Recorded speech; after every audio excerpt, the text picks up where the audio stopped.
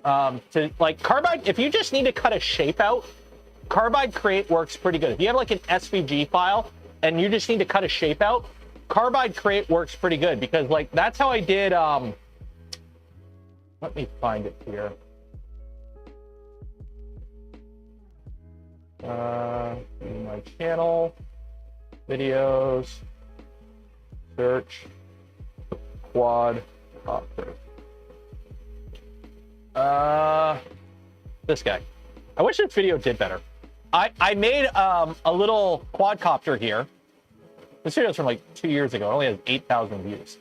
But 2 years ago, I made this guy. It's called an Odonata. It's a little FPV quadcopter. And part of it is I machined the frame myself. I used a modified 3018 and I cut the frame out of carbon fiber. And all I used to program this was just Carbide Create. Because all it is cutting out an SVG file. So, yeah. So, all wired up. And I took it out flying at the park. And then I crashed into a bunch of stuff.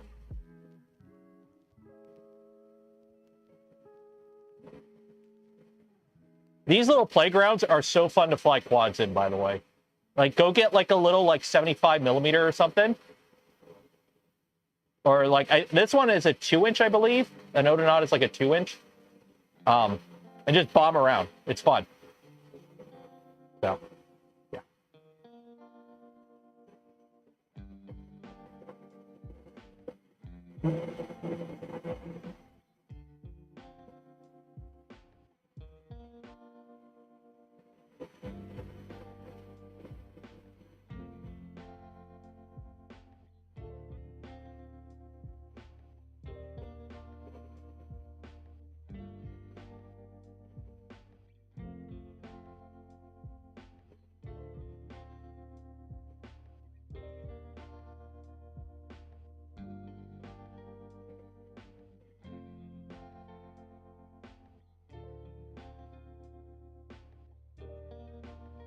Look at it go. And the kids are playing. I know. I haven't done it this year, but I did it last year. I took my little, I have a Mobula 7, which is a 75 millimeter little drone. And I take that when I got to go pick up the little guy from school. If I got time, I'll go early because there's a park by this school, and I'll just fly around the park and then go pick him up.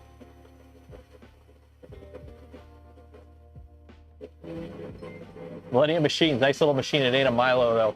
No, but it does have the advantage that it fits on my desk fully enclosed. It takes up as much room as a Boron. The Milo, unfortunately, is too big. So the Milo's been relegated to the other side of the garage.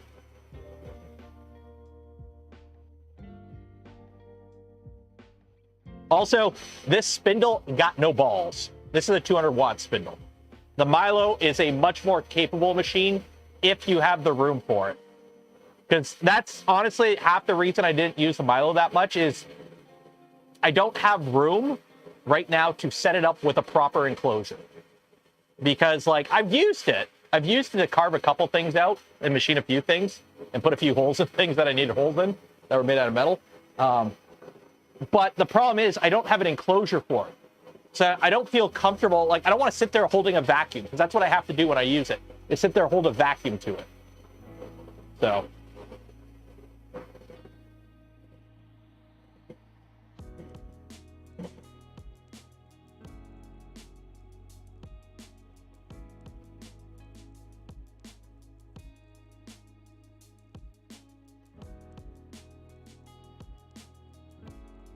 But if you are interested in a larger, more capable CNC and are okay going the DIY route, go check out the Milo.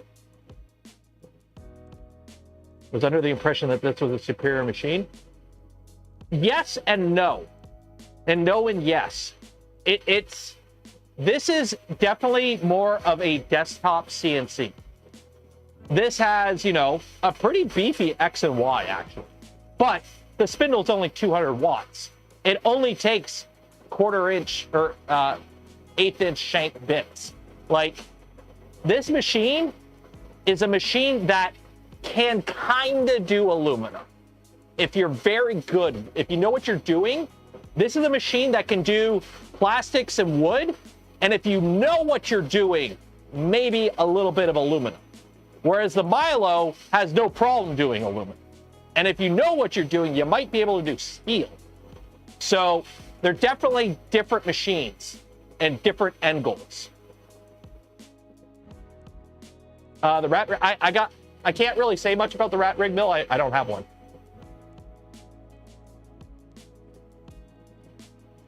Edge 3D has a vacuum mod for it. Nice. I do want to get the Milo go up and actually using it more. I just need room. I don't have room to have them all set up. This, they're like, hey, we'll send you it. I'm like, okay, at least it'll fit on my workbench. Although I still have vacuum. I got vacuum install that.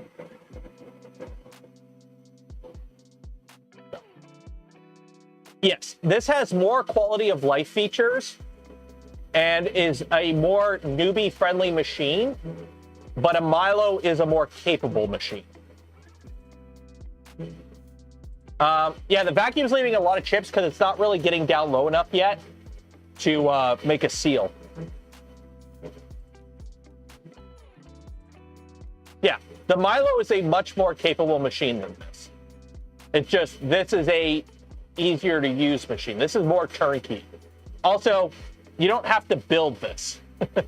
It comes out of the box pretty much done.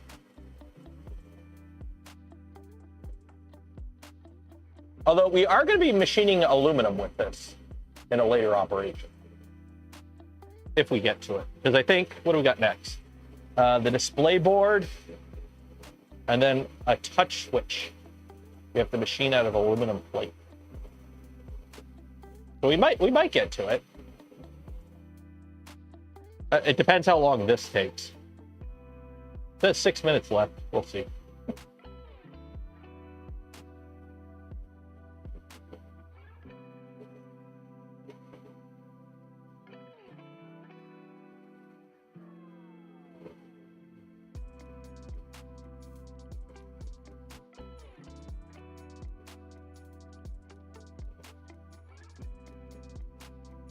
Milo 3D printed parts? Not really.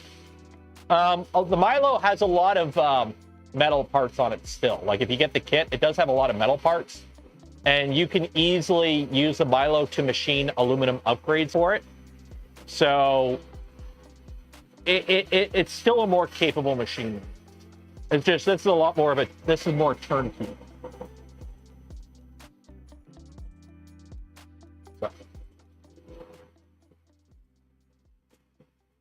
Watch Titans of CNC. I cannot watch Titans of CNC.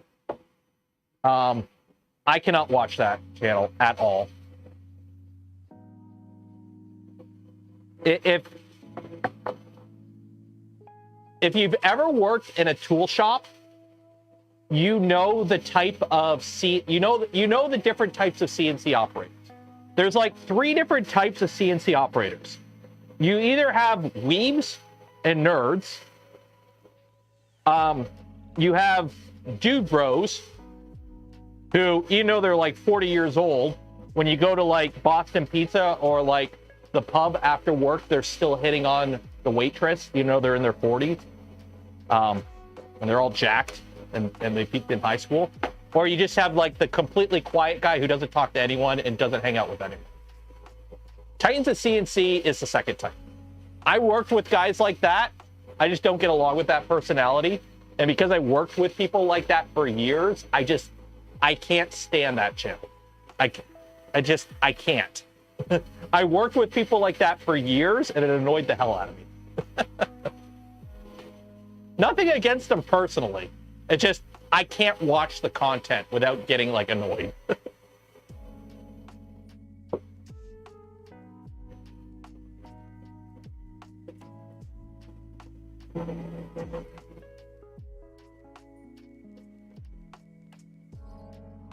I remain skeptical at the Milo. Well, Millennium Machine Works in the channel. They are the main dev for Milo, and the Milo can cut accurately. If you build it right, it will cut accurately.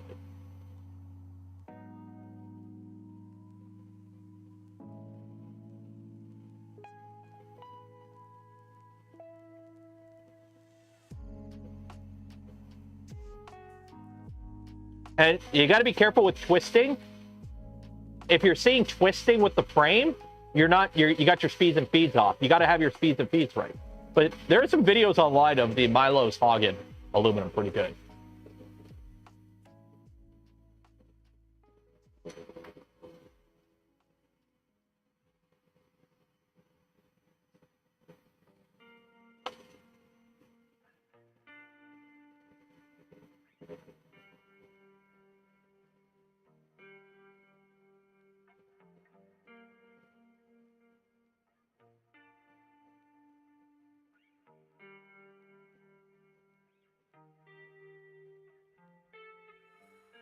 The Milo's great deal price-wise, but missing a lot of things. You still have to add things like an enclosure. But yeah, it's a DIY machine.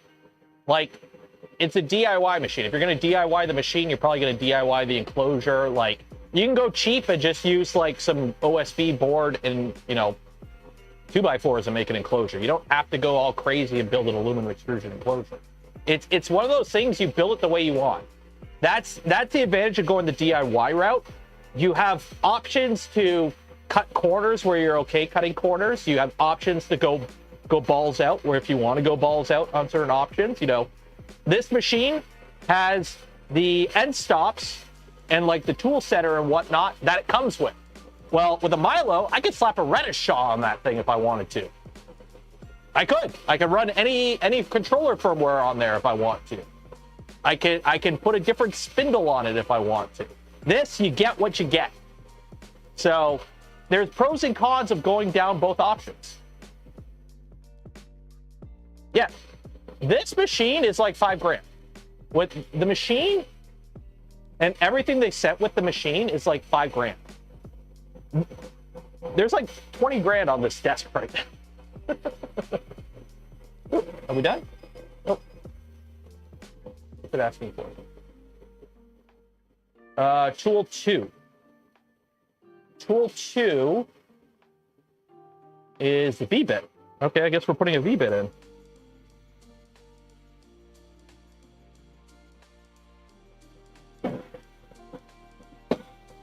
Let's go gambling.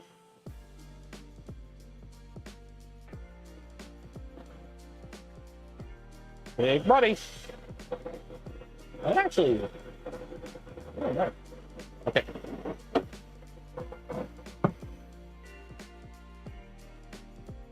And confirm.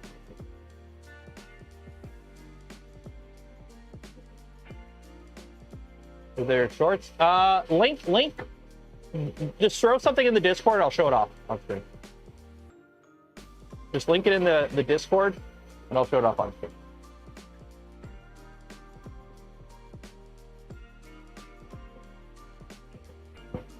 I think I still need the spiral flute bit. So I'm gonna have to cut this out.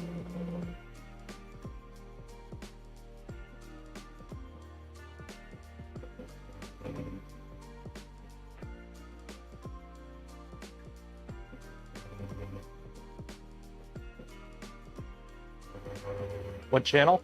Probably the live stream channel. Creator live stream channel. Uh-oh. I gotta ban somebody. Oh. What's it doing now? Oh, go back to tool 1. Okay. Oh, it did that to cut some holes for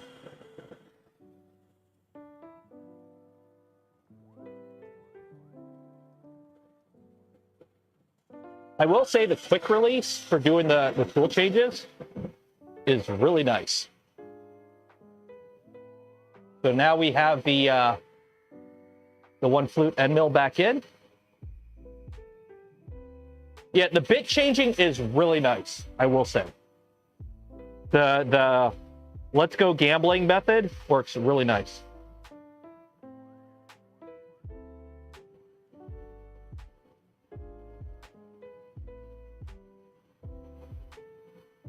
Now, granted, this is the Makera Air, Carvera Air. The regular Carvera has a tool changer built into it, but it also costs $2 more.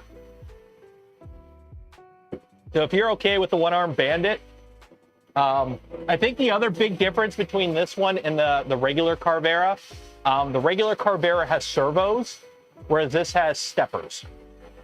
But I don't think it's honestly that huge of a difference performance-wise, because you're going to be limited by the spindle, I think, more than anything.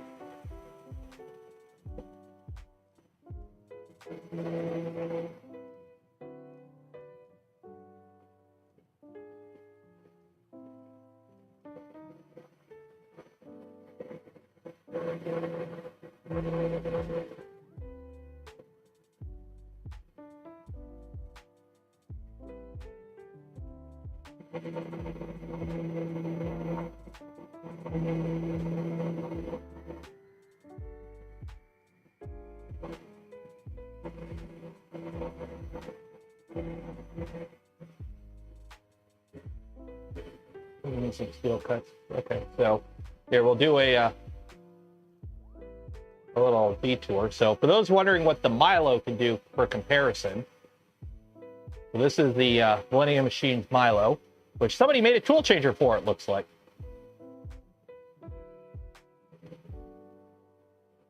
Oh, that's cool.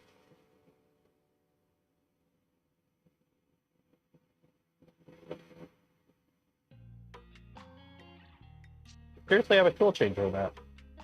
I'll be damned. Let's see. Shorts. Here's steel.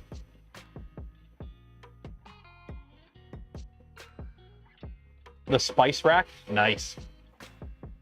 That's cutting steel. And see how those are chips and not dust? That means it's actually doing it properly. See how it's actually making chips and not dust? That's how you know you're doing it right.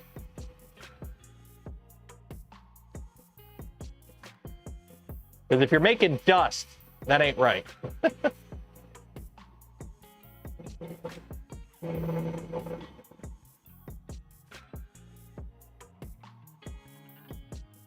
Okay, the next thing we got to do is this plate. Where is it?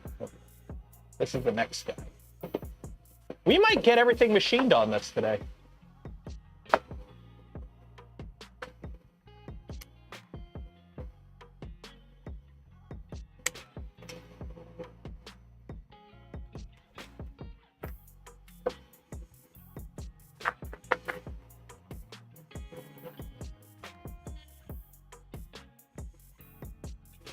That little sheeted acrylic out. I got my Yu Chen acrylic.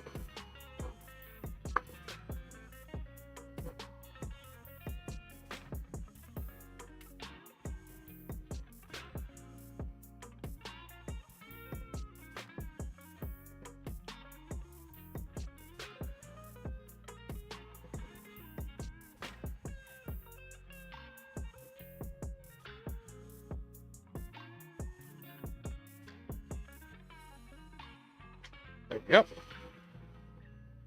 Ooh. Try not to scratch it.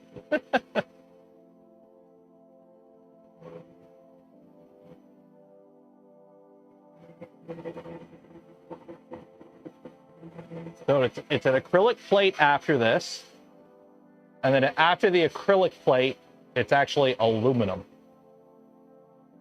So we're actually cutting aluminum. So it'll be interesting to see how this thing does aluminum. So technically we have half an hour left on the stream today. Okay, the draw is at 11, so if you haven't entered for your chance to win POLYMAKER filament, we are going to do the draw at 11.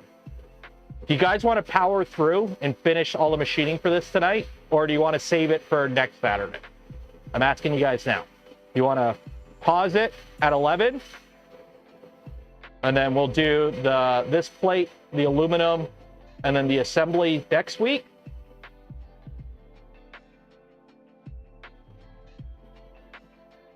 power through.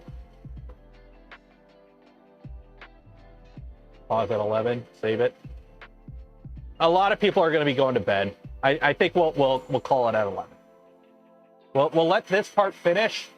I'll get the machine all cleaned up, and then next week we'll I'll do some I'll do some fapping about on my own time and learn some more stuff, and then next Saturday we'll finish making this.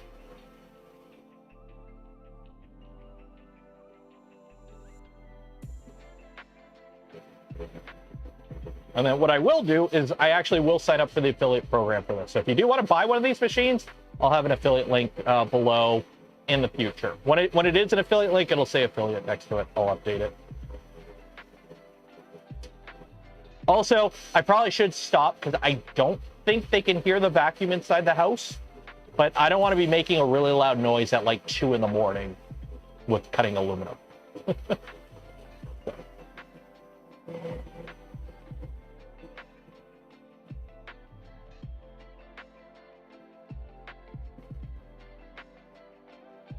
3 minutes to go, according to the estimate.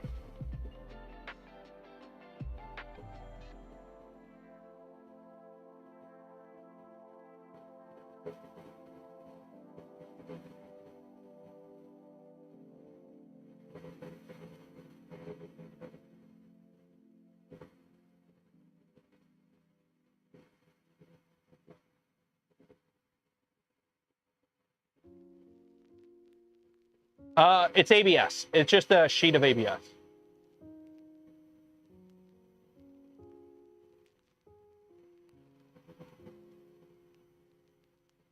Don't have a lot of PETG experience. PETG is not that hard.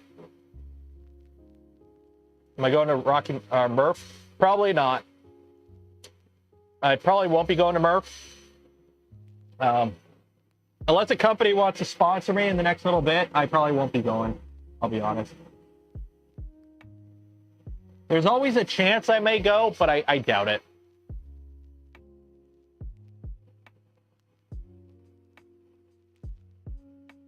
We'll see.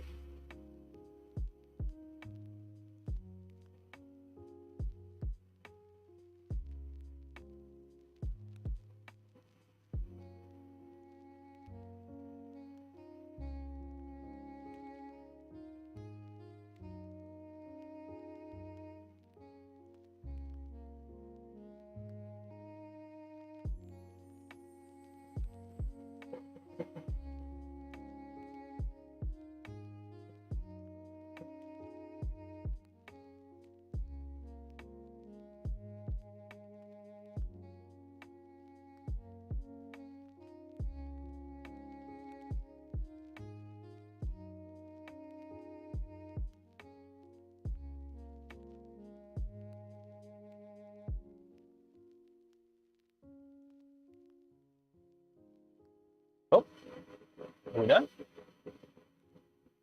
Nope.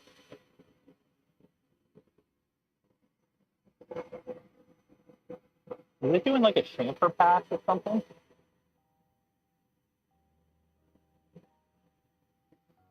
What is that doing? Because that is up pretty high. Where is it cutting? Is it doing a sizing pass? It is.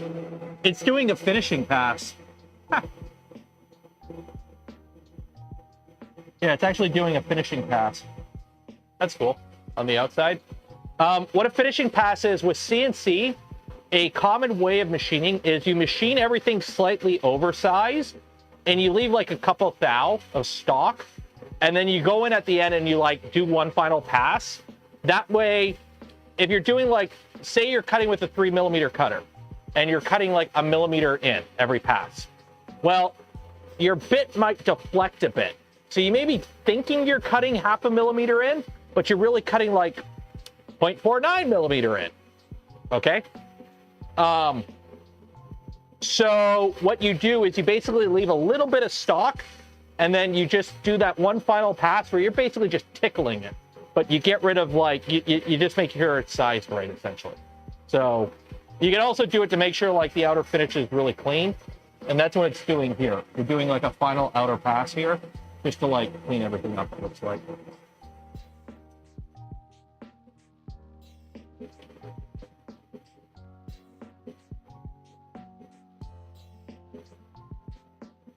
Spring passes. Spring passes, finishing pass.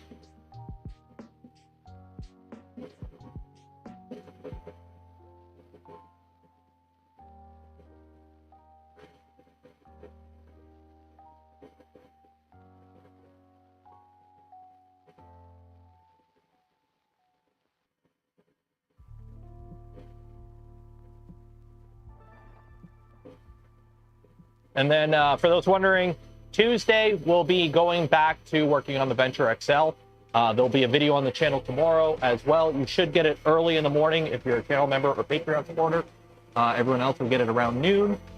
And then, yeah, we're going to be working on the Venture XL again this week. Hopefully, I don't think we'll get it moving this week, but we should get the beds installed on Tuesday. And then we got to build a platform for it. So that'll be fun.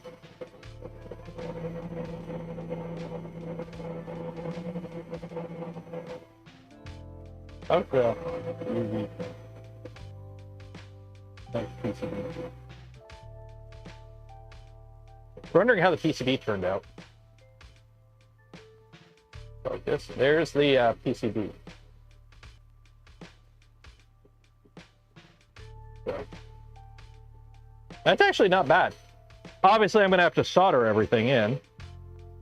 But the UV mask seemed to work. Like, the actual mask seemed to work pretty good. Okay, it's done. Let me back them off. I'm going to take my earmuffs off, and I can actually hear. My ears are all sweaty. Yep, so that's done. So let's move you out of the way.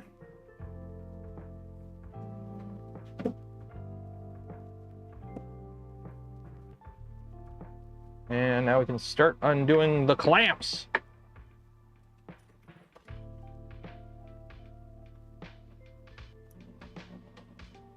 Actually, speaking of clamps, I gotta tighten this up. It's coming loose.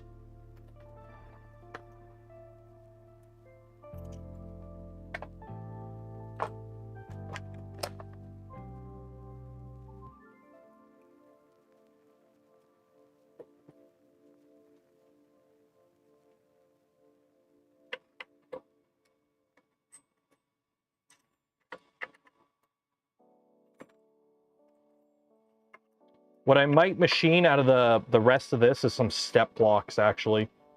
I might use some of the, like, there's going to be some offcuts of this.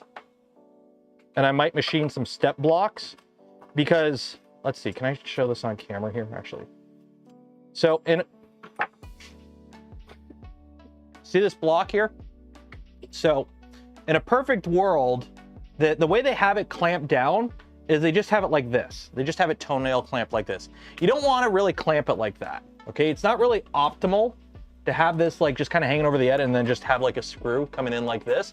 What you want is basically, you want it kind of like this, where you're like, I believe it's actually slightly higher. If I remember correctly, you want this slightly higher or slightly lower. I can never remember if it's slightly higher or slightly lower, but basically you machine a block that looks like steps, okay? So you just machine a block out of steps. And what I might do is make some using like this material here. Because obviously, like, what else am I going to use this little bit for? So I might do that.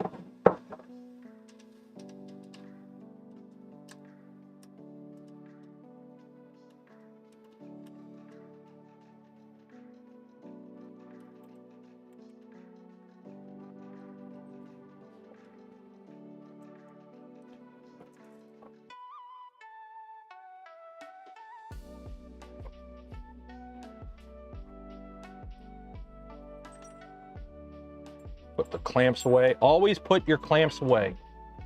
Never forget your clamps out. Don't be that guy that leaves your clamps out. That is very rude to do. Always put your clamping fixtures away when you're done with them. I'm okay with leaving the one end. I leave the L bracket in because you need it for pretty much every setup on this machine. And it's nice to have a known 0. But put your clamps away when you're done. Always clean up your setup tools. Don't be that guy. Don't be that guy. Okay. Oh, let's go gambling.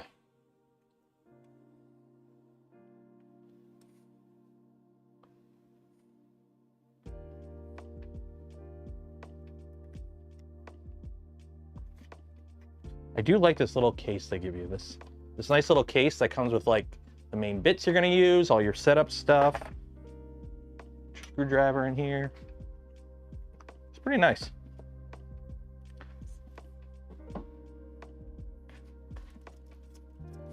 So the only problem with this block is it's all static electricity. So as you can see, like that machine did pretty good.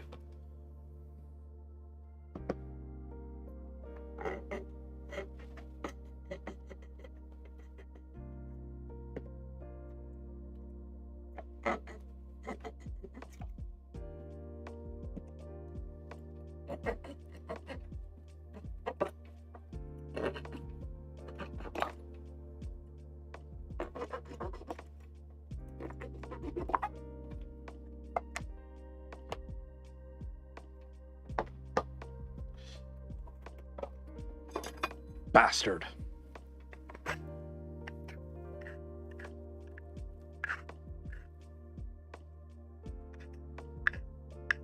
Do you not have a set of files? Get yourself a set of files. Get yourself a set of files. They are super handy to have.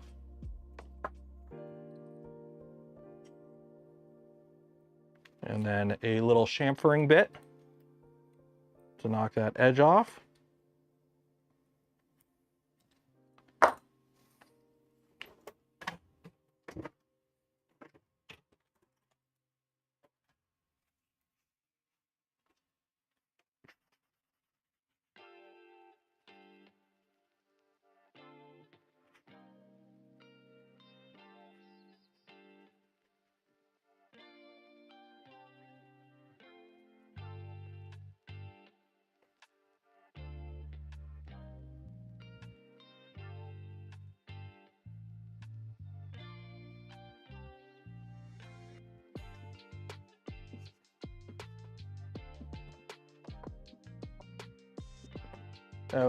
Yeah, I got a vacuum hooked up. That's why I was wearing earmuffs during the stream. I had a vacuum going. The machine itself isn't that loud. The machine itself is not that loud. It's the vacuum that's loud and annoying. So.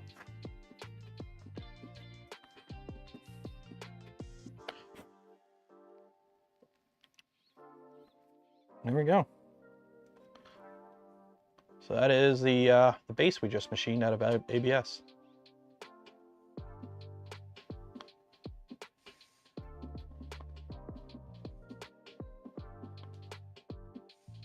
There you go. That's actually really nice. And then the PCB, if we did it right, should line up perfect. Oh, it does. There's like barely any movement there, and it lines up perfectly with those holes. Nice.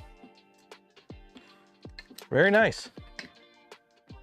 So now I have all this. So what I'll probably do is I'll make some step blocks using this little bit here. Why not? Clean your floor and not only the machine. Dust mix, aluminum and steel make a hot fire for sure. Oh, my floor is a mess. My floor is a mess. Aluminum and steel is fire. I know. I used to work in a mold shop. I've had to deal with CNC fires, like actual like CNC fires where we've had to evacuate the building and cost like thousands in damage. I've had to deal with CNC fires, believe me. It was gun drill. We had a gun drill.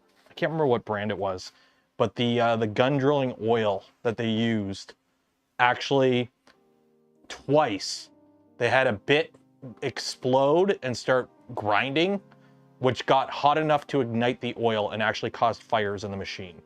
The machines came with fire suppression systems that flooded the entire enclosure with CO2. They had like, the machines literally had like a whole row of CO2 cans next to it. And then if they detected a fire, the machine would seal up and it would just flood the entire chamber with CO2. So yeah. So we got a vacuum. I'll vacuum tomorrow. I'll vacuum up tomorrow. So that was fun. That was a fun little project. So next week, next Saturday, we machine the power button for this, along with the actual light, I guess. Yeah, I could tell the power went out because my light's off over there. Okay, so yeah, you guys want to do the giveaway? We'll do the giveaway in 15 minutes. So we're going to do the giveaway in 15 minutes. If you have not entered yet for your chance to win some POLYMAKER filament, do this now because we're going to be doing the giveaway in 15 minutes. At 11 o'clock, we're doing the giveaway. Enter now. Do this now.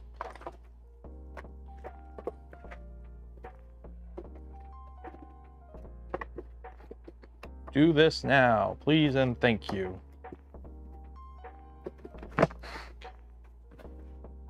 Oh, what is this?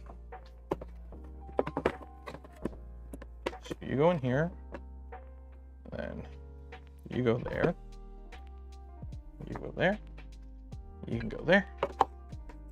What's this? Oop.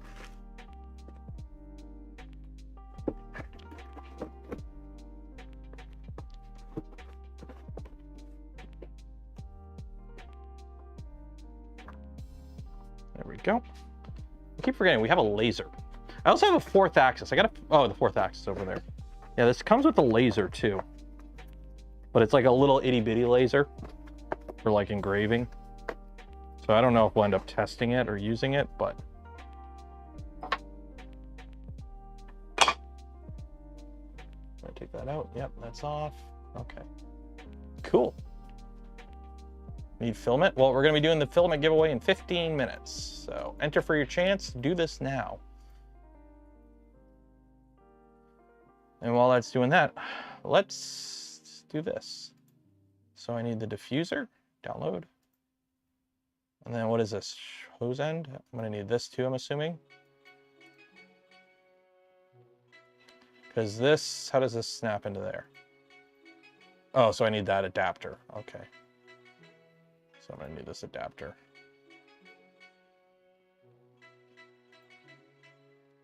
Okay. Which machine is good to go? Are you a pet sheet? Yeah, we'll do the buddy. We'll do the structural core 1. Open both of these up.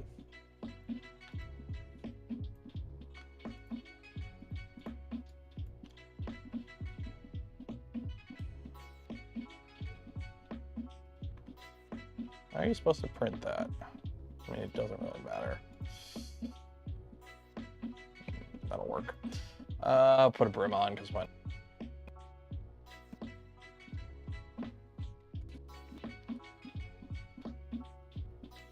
Just a little bit insurance. Yeah, it's gonna be a mess. Oh well, whatever. Send to connect. We'll do a core 1-1. Confirm. Because that has some blue PETG.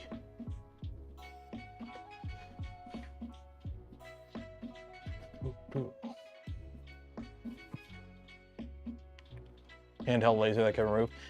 You can buy those. You can buy those lasers that, whatchamacallit had them. Backyard Scientist had one. And yeah, I know you can also make them too. Oop. Okay, cleanup time.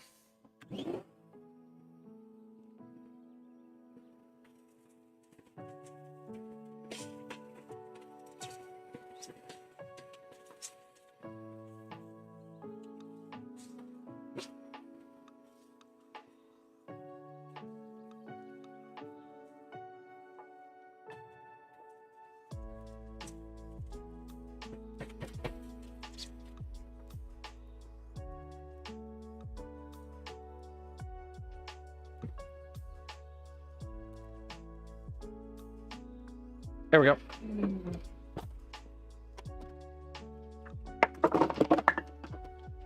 Cleaned up.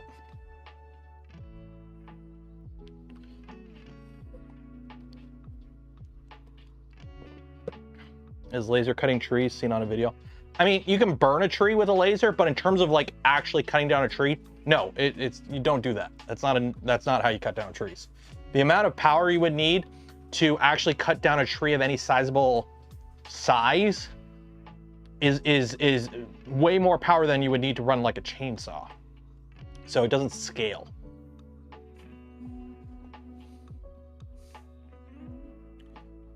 Laser cutting spaceships is real. I saw it on a documentary called Star Wars. Yes, the historical documentary Star Wars. I really wish the lights worked on this. Oh. Apparently hitting the top of the machine causes it to error out.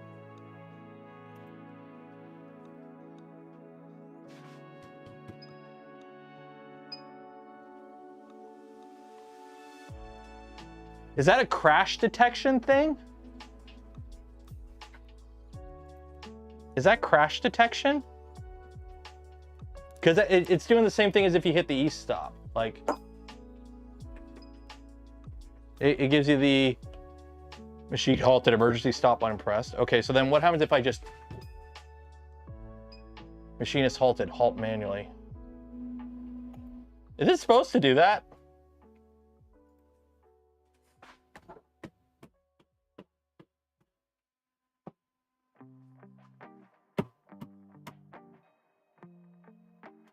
Oh, there's an E-stop on the top of the machine. There's a button on the top of the machine. I didn't notice that. Yeah, there's an actual like E-stop on the top of the machine. It's not labeled. Yeah, I did not know that. I thought it was crash detection or, cause like the LED bar, if you can't see, it's supposed to be all blue. It's purple here. The LED bar is broken. The machine got crunched during shipping and the top got caved in a little bit. It's nothing like, actually it's a bit of a problem because that's actually, oh, you know what? Perfect use of the jack screw. Let's see if we can jack the top back up and fix it. Let's see if I can jack it back up and fix it. I need like something, 1, 2, 3 block. Yeah, where are my 1, 2, 3 blocks at? Oh, they're on the other side of the garage. Shit. Okay, well. Arts and crafts, arts and crafts. Let's do arts and crafts. The top is caved in a little bit. So, let's see if we can.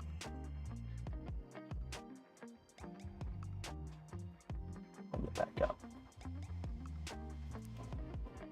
Or if it's, yeah, it's just gonna go back down. Yeah, it's just gonna, you can't really.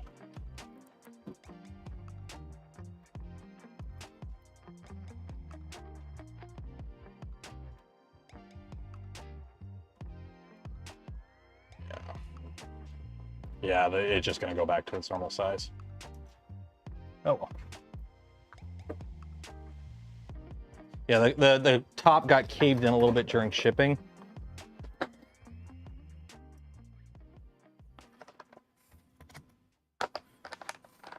So the light bar kind of broke a little. It's just cosmetic, so I really don't care, but it's still there.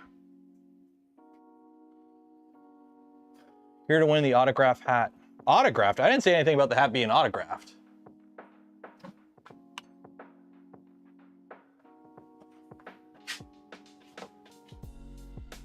I did not say anything about the hat being autographed.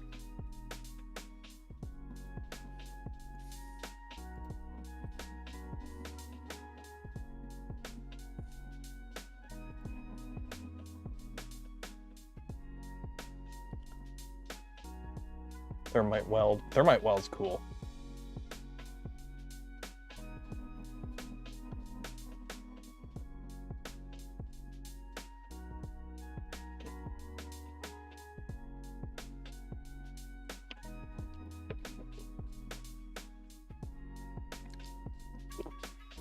When does the filament draw? 11.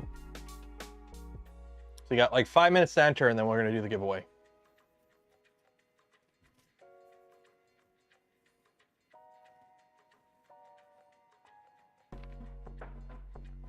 Play the Indiana Jones game? No, I don't. Those kind of games don't really interest me too much. They're not like that kind of game. It's just not the kind of game I normally play. Like, I've heard it's good, and I don't doubt it's good. It's just not the kind of game I play.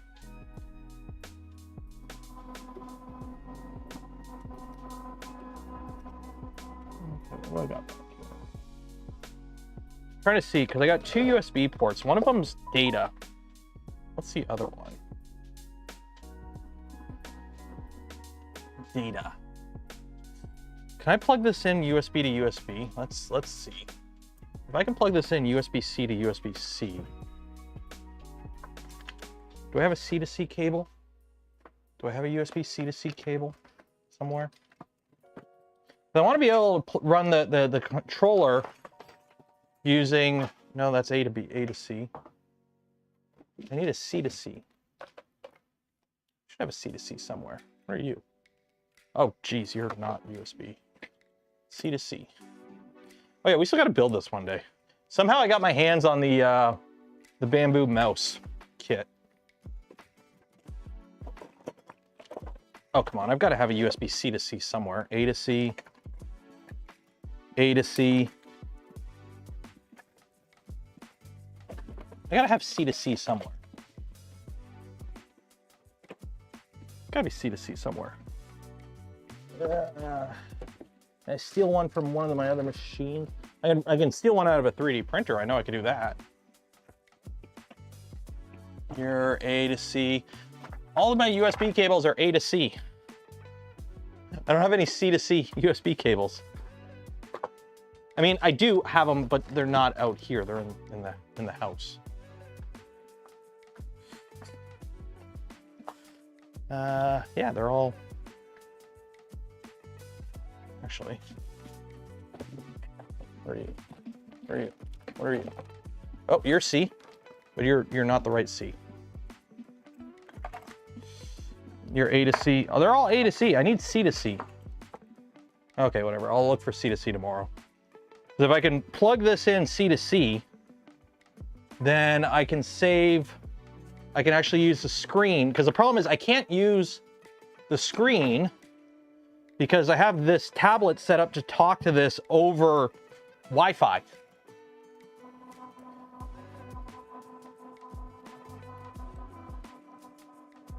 Which isn't bad because I have a screen right here, but if I move this to somewhere else, I want to be able to like control it from the computer still, like send files to it from the computer. But then when I'm at the machine, I want to be able to control it at the machine too. So I gotta, there's a data USB-C port on the back. So hopefully I can switch that out and do that C to C. That way I can talk Wi-Fi to the computer, but data to the tablet, because, you know.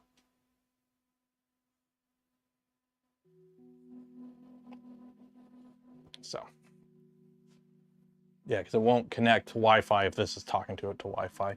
Okay, you got 1 minute to enter for your chance to win some POLYMAKER filament. Link in the video description. Enter for your chance now. While you're down there, if you've already entered, go ahead, like the smash button, subscribe to the channel. If you want to help support the channel, the content I create, things I do, consider becoming a channel member, Patreon supporter, gifting memberships to others if you're really cool, or hey, just go shopping, use the affiliate links below. Don't cost you anything extra. Go a long way in supporting the channel.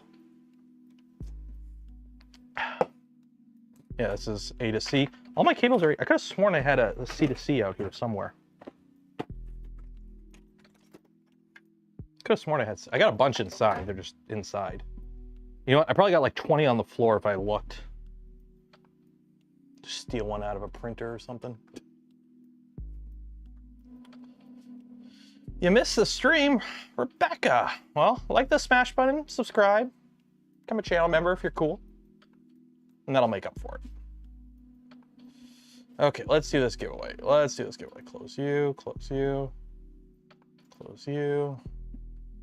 Got like 1 minute. Yeah, because connect over that. Yeah, so Now I can control this. Oh, I do have the examples on here.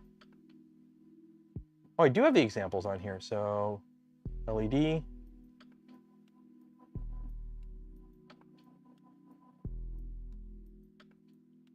Acrylic face. Oh, I could do R2-D2. I could do a face. Carvera, balloon. Ooh.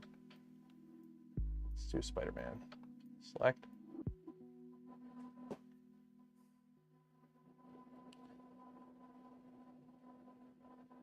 Oh, that's cool.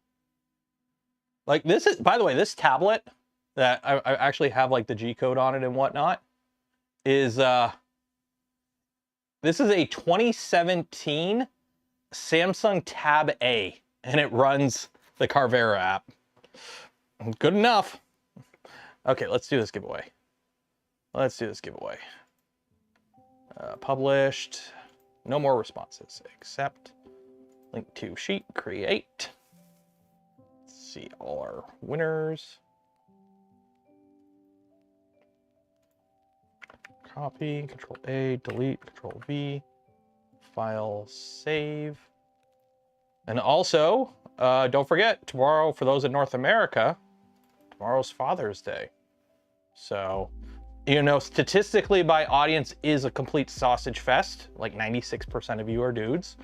There are a few dudettes here, so don't forget.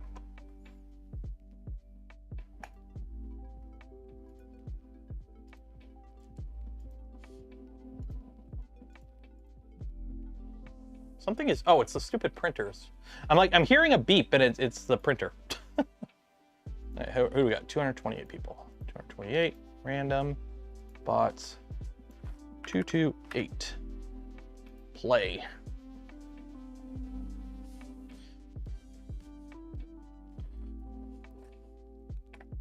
So don't forget how this works. If you win, you get a spool of filament from POLYMAKER. But if you are the lucky ball, and I pick your ball and you also happen to win, you get a free hat. This one right here. Who are you? I am Griff. I am Griff. If you win, you get a free hat. Good luck.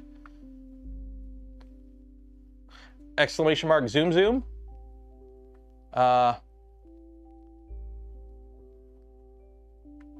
Makes your ball go faster. Exclamation mark gullible makes everyone else go slower. And yeah, if you like the smash button, ring the bell, and or subscribe to the channel, it actually greases your ball up. It makes it go faster. Like Sir Prince-A-Lot here. See how fast his ball is going?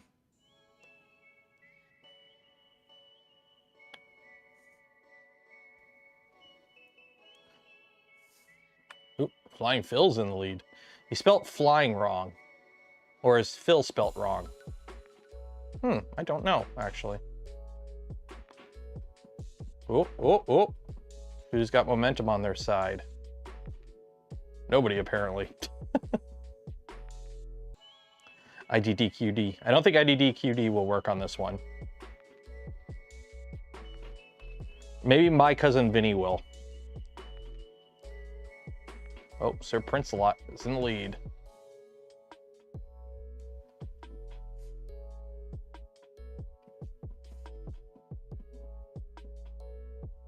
Oh. Oh, you just lost all your momentum there.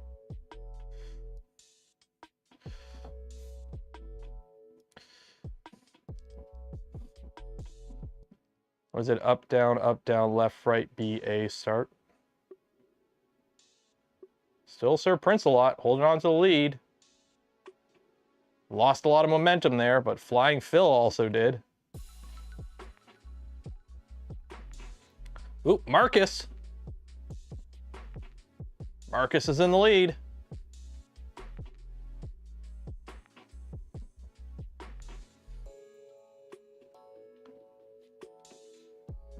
Oh, oh, don't hit the things. You're not supposed to hit the things.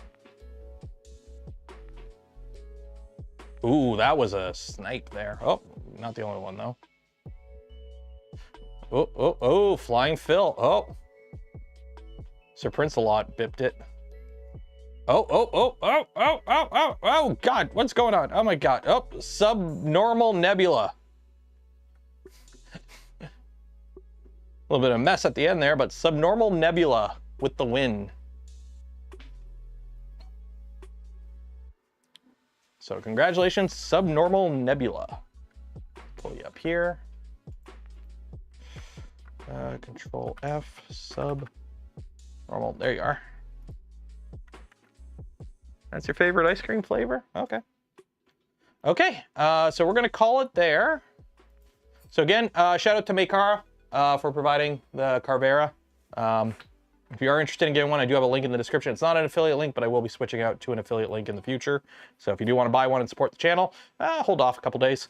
Shout out to POLYMAKER for the spool of filament we gave away this stream and every stream. Links for all of them and more in the description below. Affiliate links don't cost anything extra, go a long way to supporting the channel. Some of them, like the Gamer Subs one, use code Canuck, save some money. And then also, for those that donated to the channel, gifted memberships to others, or became members of the channel yourself, I thank you. For not being able to do the things I do, create the content I create without your continued support, you make it all possible. We are going to call it there. We will finish up this little LED light kit thing next week. Next Saturday, we'll finish that up. And then, yeah, we'll get back to the Venture XL on Tuesday. So don't forget, video tomorrow. It'll be out early for channel supporters. And for everyone else, enjoy the rest of your weekend. Be safe out there, wash your hands, and I will see you in the future. Good night.